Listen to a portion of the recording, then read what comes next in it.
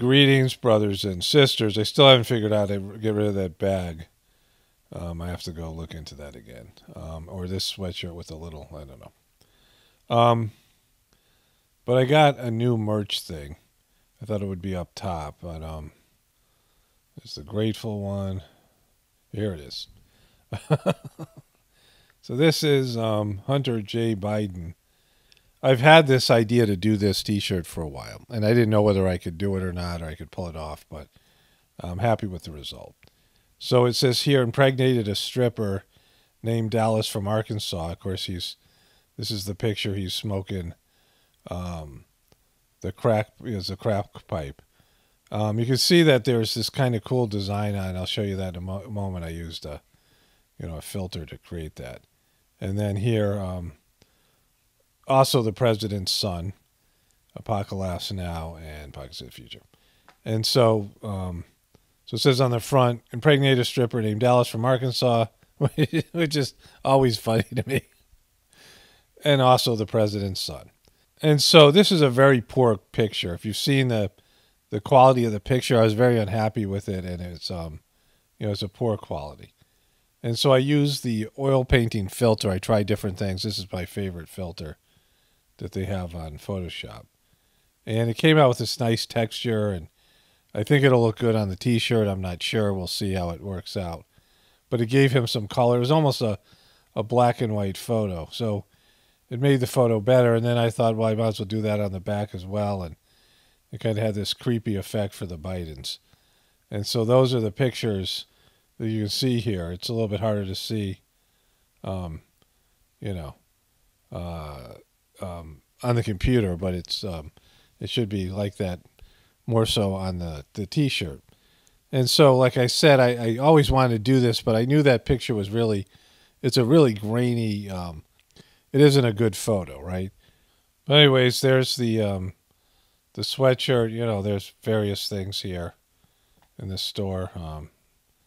These are the other options, different styles, t-shirts, like all the other things. For those of you who would wear such a thing, like, I'm not sure anybody would want to wear this, but I wanted to make it anyhow. Like, if people would wear it, they'll wear it. I wouldn't. But I like the idea of it. It's funny to me. It's always been funny to me, the idea of him impregnating a stripper named Dallas from Arkansas, and that he's the president's son. And so it's a joke that writes itself. But anyways, let's get into the video here. Greetings, brothers and sisters. Lots of stuff to get to. Not all of it, which I can remember. Britney is getting into it with God. And there's another sort of JoJo gaffe and some other stuff. Can't remember all of it. Let's start here with one Chris J. Cuomo's. That was fast. Fired CNN anchor Chris Cuomo is spotted in the Hamptons one day after his rebrand and Instagram dispatch from Ukraine's Eastern Front. So he was spotted in the Hamptons, right? He's got that core hat on, whatever that means, right? But he already did this to himself on Instagram. So here he is. This is him. So this was his lone post here from what it looked like the back of a Kmart, Walmart's crackhead brother Kmart. And there is him being a free agent here that he said he was in the Ukraine. But then that's all. Like, there was nothing in this post. There's nothing significant, nothing story-worthy. The only story was Chris Cuomo was claiming to be a free agent, went to the Ukraine, and is starting his own Instagram news service. But then he comes in, he's over here catching fish, and here it is. Have not seen this many big striped bass ever on Long Island. Law is to catch and release these mamas. We always release the big uns anyway because they are breeding females often. This is why most people who fish are conservationists, take care of the fishery, have healthier populations. Well, catching a big fish and yanking it by its mouth with a metal hook in its mouth onto your boat out of its environment, taking a narcissistic selfie with it in your pretentious boat with your dopey brother, Andrew Cuomo's, while the fish is gasping for air, and then dropping it back into the ocean because you're not going to eat it is not being an environmentalist, right? Or conservationist. It's being kind of if you're going to fish to eat, that's one thing. I went deep sea fishing with my grandfather. I caught a lot of fish when I was a kid. I had I was like 7 years old. We went deep sea fishing. I was calling in these big fish, right? It's something like I had a knack for and I enjoyed doing. But if I'm going to catch a fish, it's to eat it, right? Otherwise, why would I, why would you yank the thing out of the ocean or any place? I mean, you can go to aquariums to see them, right? I mean, there's no reason to catch a fish to release it. Like, I don't believe in that, right? Because it's not like the fish, it's great for the fish, Or that's just me. But don't call yourself a conservationalist, right? And so here he is. He's on his boat. He's got a boat, from his whatever, the money he made. They're both wealthy. And here he is. The fish isn't digging this, right? It wants to be back here in the water. And so, and I don't, whatever you're going to do, if you're going to go fishing and you're going to catch fish, I mean, it's, like I said, it's something I enjoyed in the past. But it should be with the idea to eat it, right? Otherwise, why would you, put the fish through that? Like, the fish isn't having fun. It's fighting for its freaking life, right? Like, don't pretend it's the fish is having fun. Look at this dope. But, he just came back from the Ukraine, and he's saying in this, that in his post about the Ukraine, where he is, let's get him in here. Boom. Him and his Beetle Bell helmet. What is happening right now in the Ukraine is bad, and Americans should be paying a lot more attention. I went to the Eastern Front. Shelling is intense, devastating. Why so little coverage? And then you come up with this pretentious boat having, it's expensive to have a boat. Rich people have boats. Or, somebody who works with their boat. Especially something like this, right? But having a boat, right, is something that costs a lot of money to maintain, especially something like this, right, where he's living. He's got a house in the Hamptons. They're both millionaires. And he posts something about the Ukraine. Then he promotes a self-promotional, the Chris Cuomo's project, calls himself a free agent, and then he's on vacation already. He did his new job now for, whatever the Ukraine thing took, if he actually went there, whatever that took. Put together a video that has no significant coverage. Nothing noteworthy in it. Other than him saying, hey, look at everybody, I'm in the Ukraine, and I'm a free agent. I don't need CNN. And then he goes on vacation. Right? And so here it is, right? Something's coming. Here's a picture of some guy from the Ukraine. Here he is here. So he was supposedly in the Ukraine here. In the Ukraine, we cannot forget. So here he's in the Ukraine. There's some trash. There's some stuff going on there, right? Some photos. So, some devastation. So he's supposedly there. But back here he's on CNN. He's smiling here. So this is back before he got fired. Look at him. Throw this up in the air like a complete Chris Cuomo. Just being a total douche. Walking into vacation like, I'll be back on Monday, my friends. Let's get after it. And by I mean Thanksgiving. So he was going to Thanksgiving, November 2021, right? And then he posts here, supposedly being in the Ukraine. There's his Ukrainian buddy. He then posts this cryptic message that something's coming, right? Something's coming. Then he posts this from his, expensive car. Enjoy the week on Monday. I'll show you what you're not seeing from the Ukraine. Free agents need to know. And then he said, if you're the first to guess what make and model this car is by DM, direct message, I'll send you a free agent t-shirt. And so that happened. Then he does a stupid report from the Ukraine. He puts out the Chris Cuomo project. That was too much work for him. He's back on vacation. Right? That's the timeline of this free agent. One crappy news report, a lot of pretension, a lot of whatever. And he's out there yanking fish out of the ocean he has no intention of eating, and calling himself a conservationalist. And so this is the life of a free agent. This is the hard life of a free agent. Here he is. This guy here with a free agent t-shirt. He's not wearing one. How do we know if you're a free agent or not if you don't have the t-shirt on? There's a free agent. There he is with a dopey helmet. And here he is wearing a t-shirt that's obviously 2 sizes too small. Okay, so one of my viewers pointed this out last night. I didn't get a chance to do anything with it. God is not nice. I don't necessarily disagree with this, because I don't think nice is a word that you could really describe God as. You can't describe God as mean or nice, right? Anytime you describe something or somebody, the opposite also has to be true, right? You know, like if God is nice, then God is also mean, right? Like, so God is without qualities. God is love. God's beyond the binary system. But anyways, that's not what Britney was saying. Britney's having some problems, and she says God is not nice. So I want to come back to this. I hope I remember, because I'm in the editing process, but I got dinner to make and things. So, but hopefully I'll remember. I already got this thing to say about Dave Coulier and Alanis Morissette, which I'm going to cover. I've already done the ScreenFlow part. But when I get to the voiceover, I want to talk about both those subjects at the end. God being nice. Is God nice or not nice? Or it's more of it's like, why even bringing the word nice in with God, right? But I'll come back to that.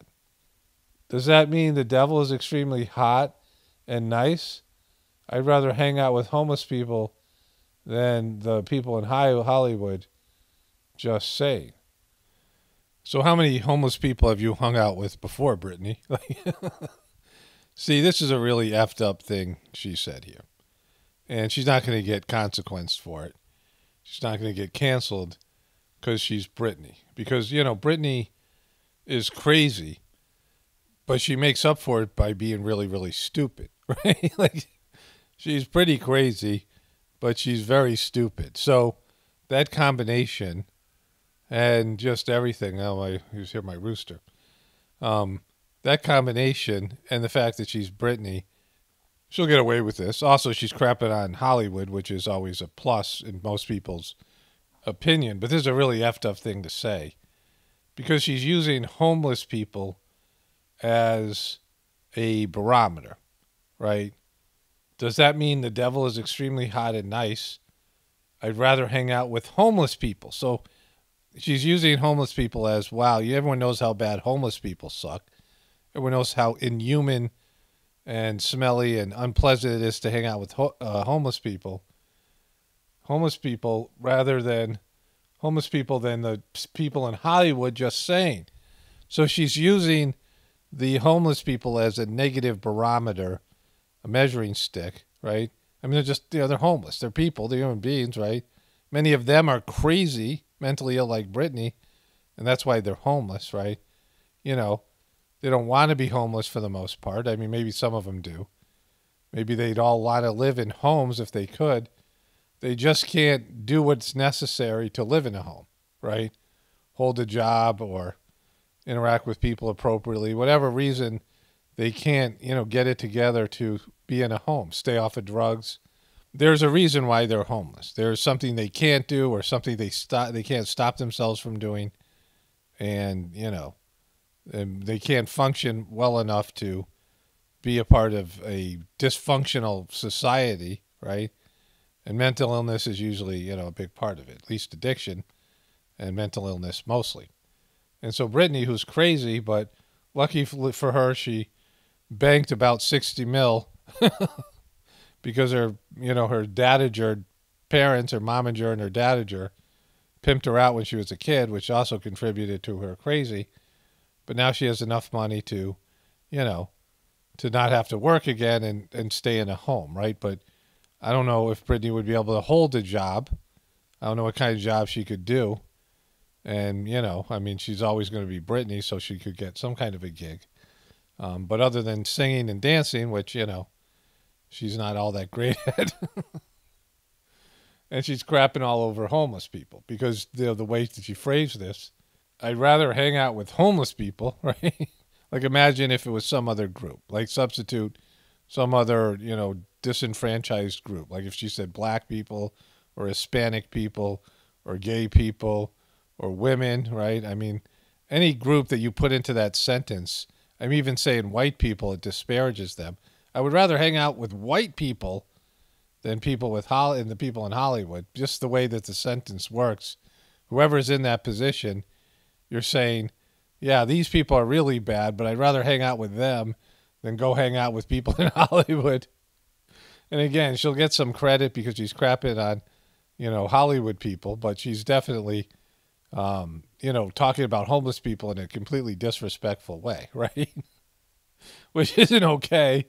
And Hollywood people wouldn't do that. Like everyone in Hollywood, if they said something similar to this, would get canceled in some way or another. They would receive heat from the internet. There would be a lot of articles about this, and they would be, you know, probably canceled, at least be close to being canceled or whatever you call it, right? Because it's an effed up thing to say, especially if they said it about some other group and not homeless people, because, you know, homeless people are a measuring stick, a barometer of like some, you know, unpleasant group that you don't want to be a part of, right? Like she, you know, I mean, she doesn't even have a reference point because she's never hung out with homeless people before, at least as far as I can tell. And going to some soup kitchen and volunteering isn't hanging out with them, right? That's some, you know, publicity stunt. I mean, I'm talking about going out in the middle of the night and pulling up a cardboard box and, you know, and actually hanging out with homeless people. You know, spending a couple of days with them. That's what, you know, would be, for me, hanging out with them. But like I said, Britney will get away with it because she's Britney. Like, you know, if you're just crazy enough and you're just Britney enough, you can say things like this. And she has. This is not the first time she said something effed up. And she, like, piggybacked on this thing that she's saying about God not being nice, right? Which, like I said, I agree with, but it's not what she means. It means, like, when something happens bad in your life, you're like, well, God's not nice, right? And so it's a childish thing to say. But she'll get away with it anyway. And also, you know, when she was talking about the homeless people, she brought Satan into it. Does that mean that the devil is extremely hot and nice? And then she gets into the homeless people. Like, so the devil's in that sentence. I'm not even sure what, you know, that even means. Like she's saying that the people in, you know, Hollywood are hot or they're, you know, they got it going on, but they're devilish. And she'd rather hang out with homeless people. So the whole sentence and the whole meme is, you know, it's not good. Like, it's got lots of problems there, but Britney isn't going to experience any of them because she's crazy, but she also is stupid. And so it's a good combination, and then the whole Free Britney thing. But let's see what her fans had to say. In God Need We Trust, you're damn right. Preach. Say it, Queen. The comments are about to be lit. Amen. I am deceased. Britney listens to my podcast. Just saying, you guys, have a huge day. And so I don't know why that would happen, but has he been talking about how God's not nice? Hollywood is so incestuous, I wouldn't want to hang out with them either. Love you, B. Well, God has nothing to do with Hollywood. Homeless people are people, Brit. I love that Britney IG is pretty much just a shitpost page. Atheist queen. Truth. Homeless people probably have a lot more wisdom than those in Hollywood. Wow, you guys are just getting into this thing here with all the brilliance you expect from the Britney followers. And so, anyways, then there was this post, some kind of the great I really care. The great I Really Care. Hello, America. Yep, I said it. This looks like some kind of fake poster. Like, I don't know. But she's giving people the finger. That's not fake. Britney's just really angry. Why are you mad, bro? Britney, why are you mad, bro?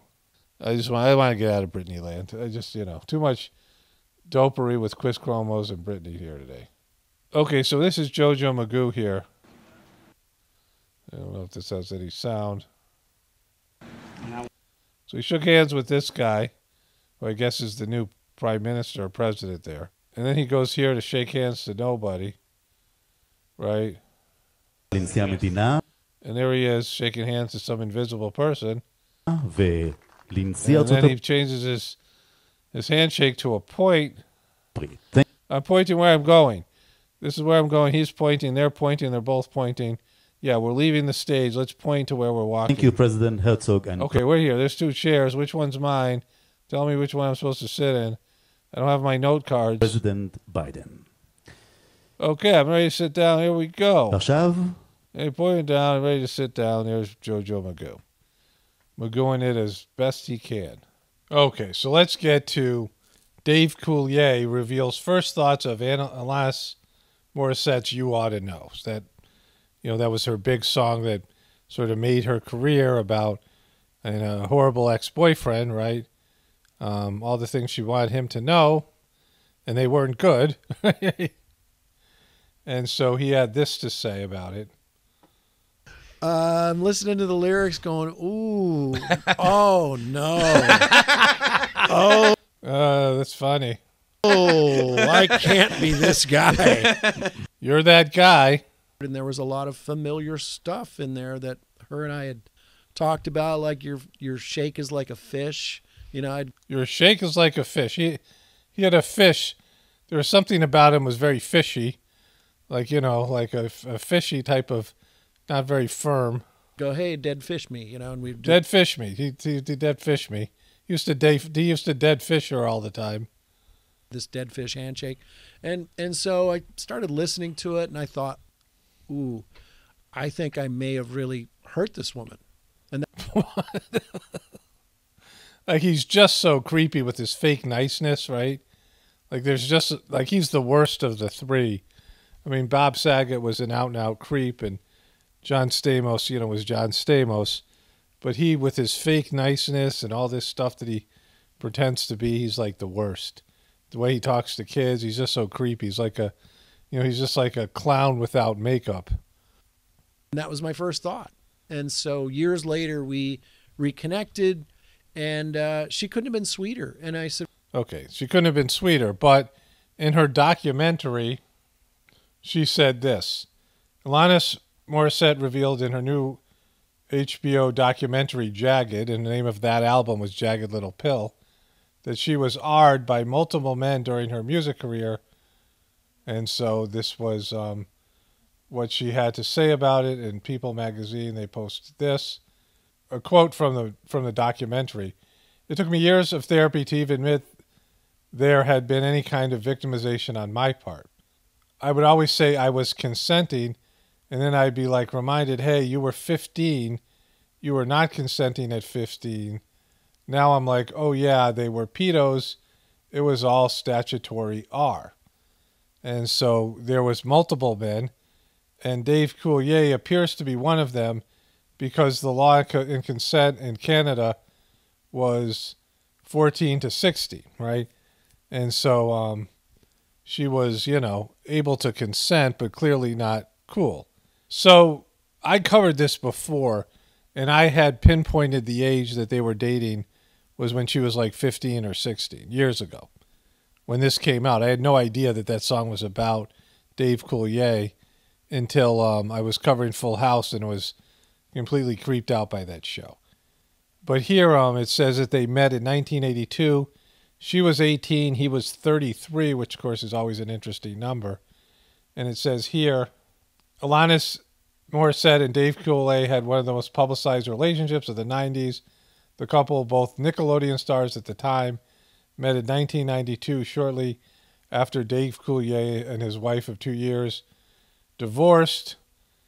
they hit it off and dated for 2 years, but it always wasn't pretty. So they're saying she was 18, and I question the math here.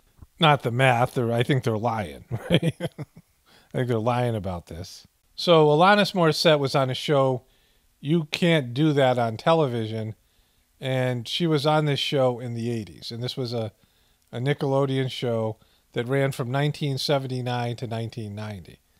And I don't know what year she was on this, but she would have been underage, at least in America, certainly under modern terms.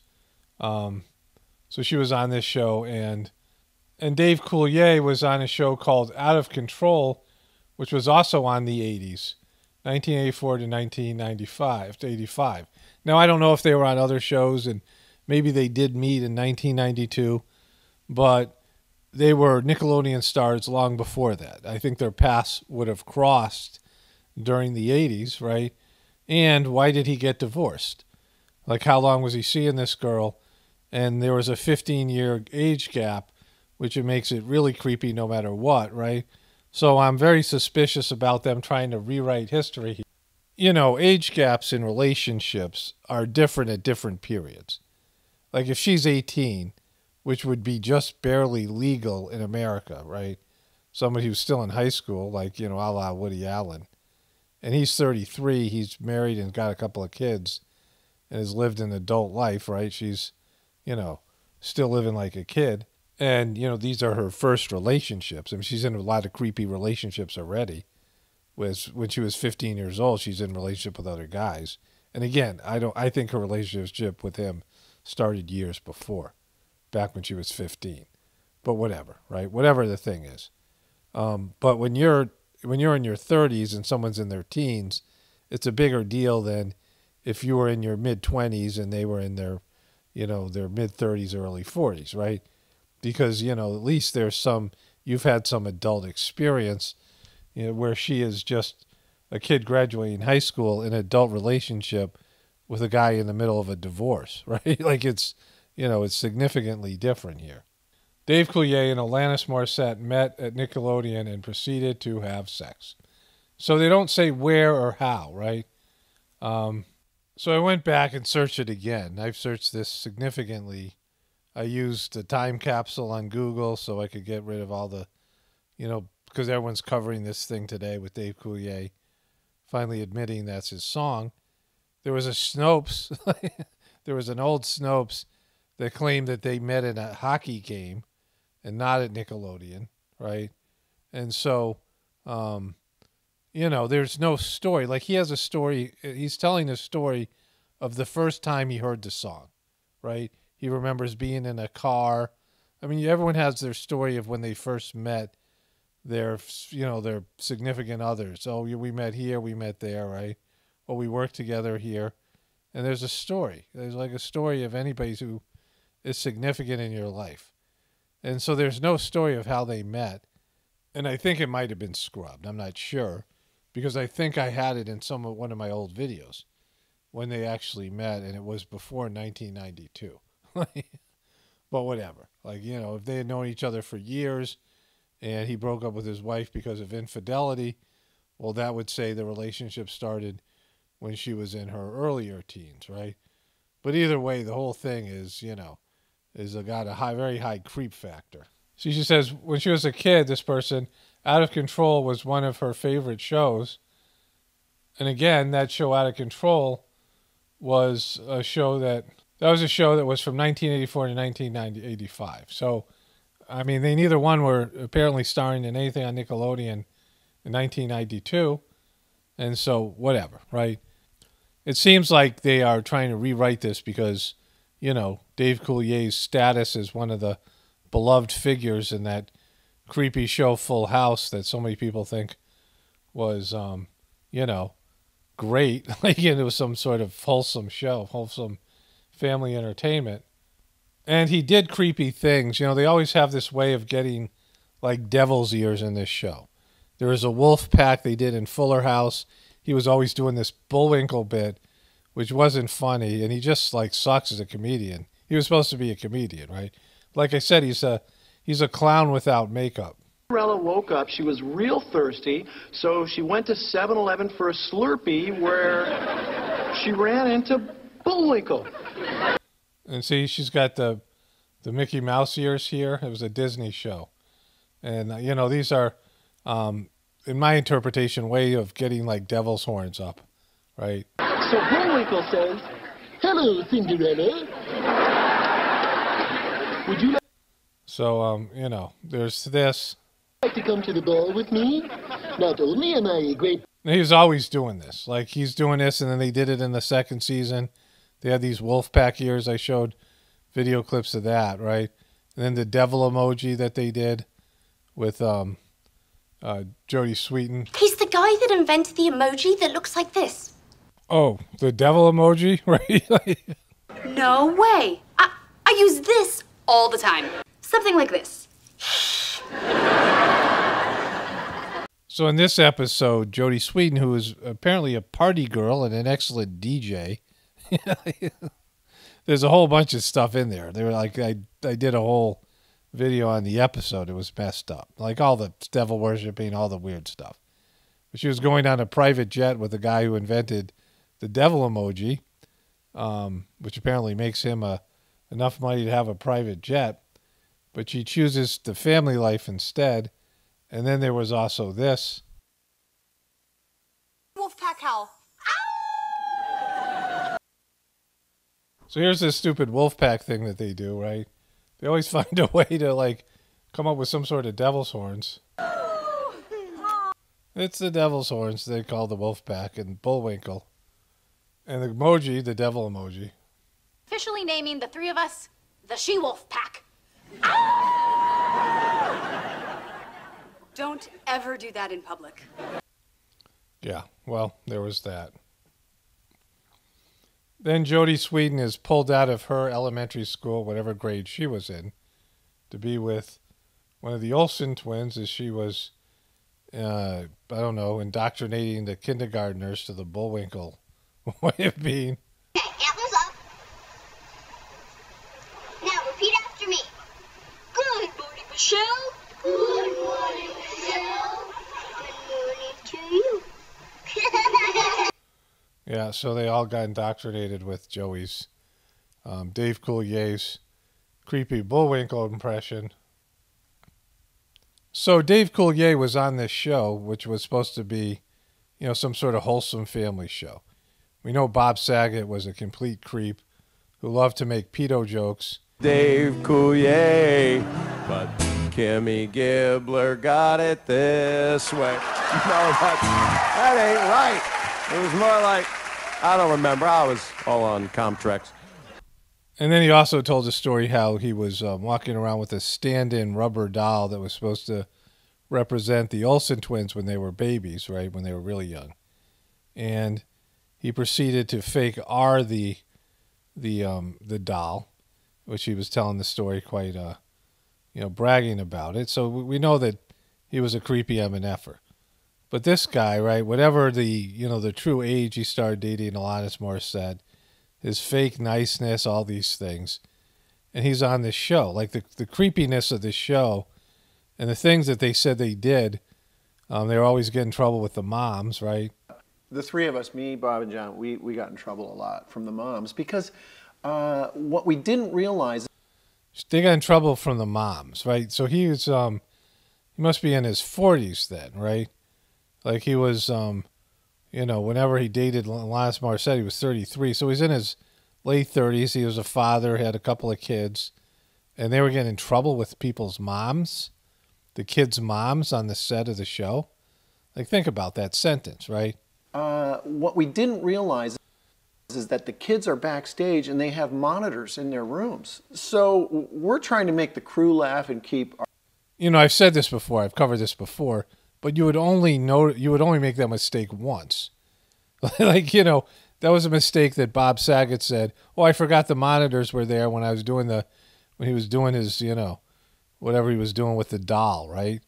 Oh, I forgot about the moms and the kids were watching." They've said that a number of times. Oh yeah, we forgot. The kids are watching. Wow, geez, right? They're constantly using that as an excuse. But it's not the way you should behave at work, right? ourselves loose doing our scene. So I think one night it was late, and we had this scene, we couldn't get it, where John, Bob, and I had to walk around this van and come out, and I said, let's... You couldn't get a scene where you walked around a van? You know, the rest of us, that's our lives, like walking around minivans, right? The rest of us parents, like, oh, wow, you had trouble walking around a minivan and coming out the other side?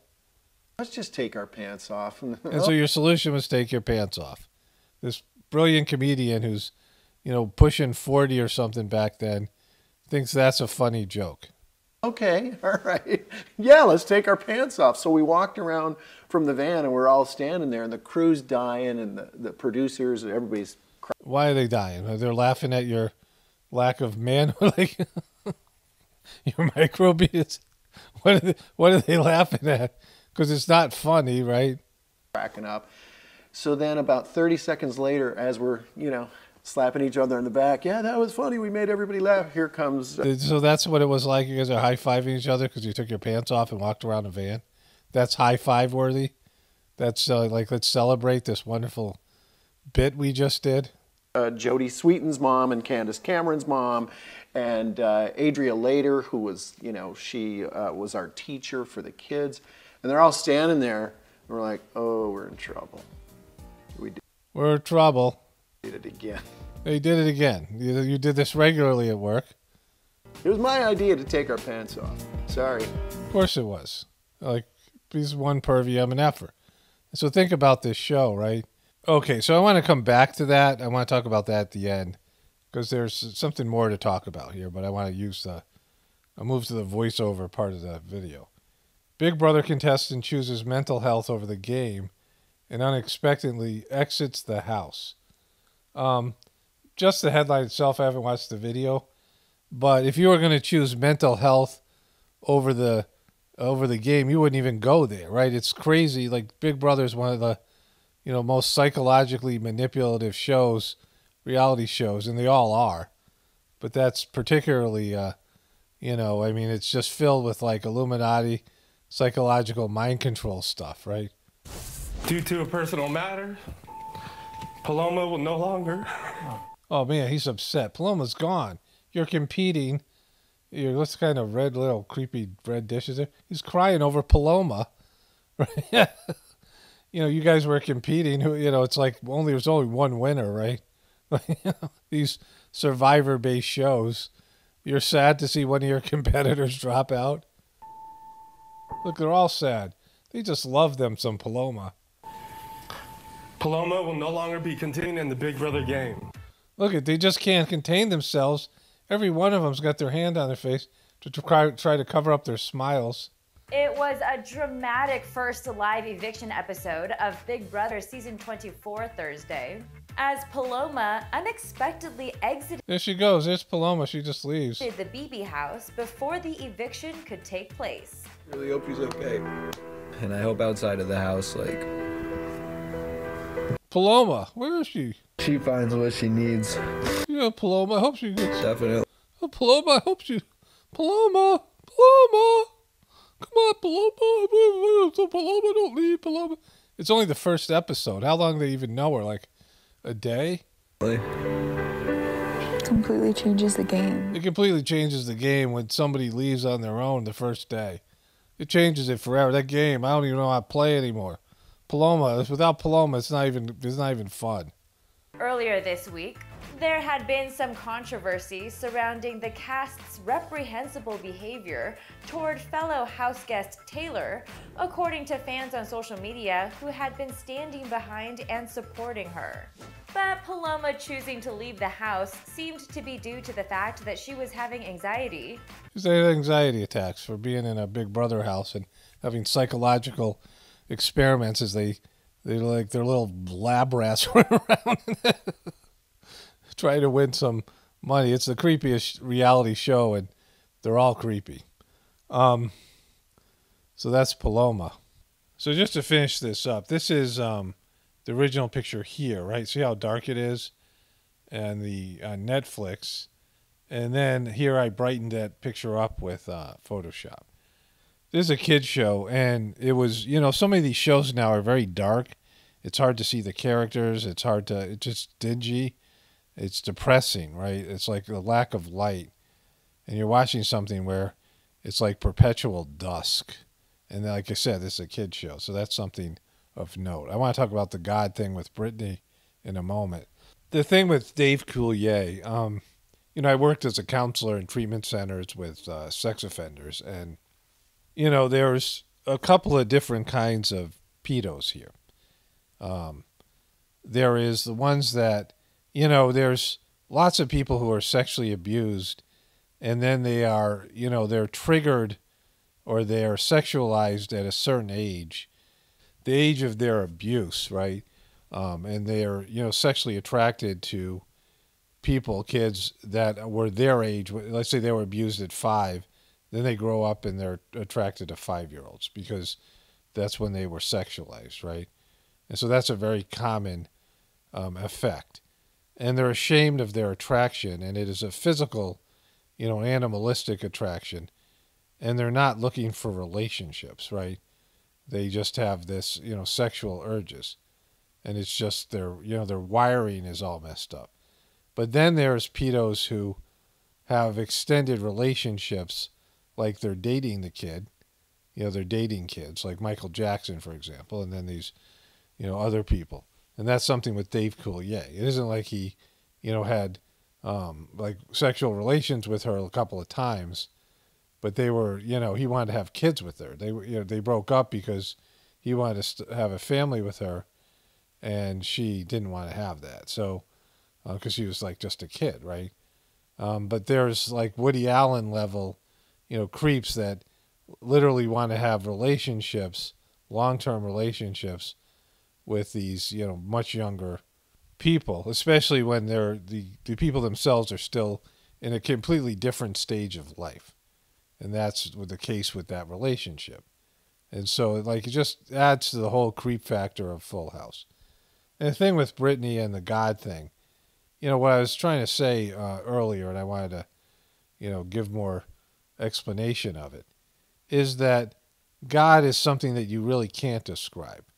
Because if you attribute everything that's happening in the world, let's say like hurricanes, for example, or tornadoes, well, those are created by God. Those aren't nice, right?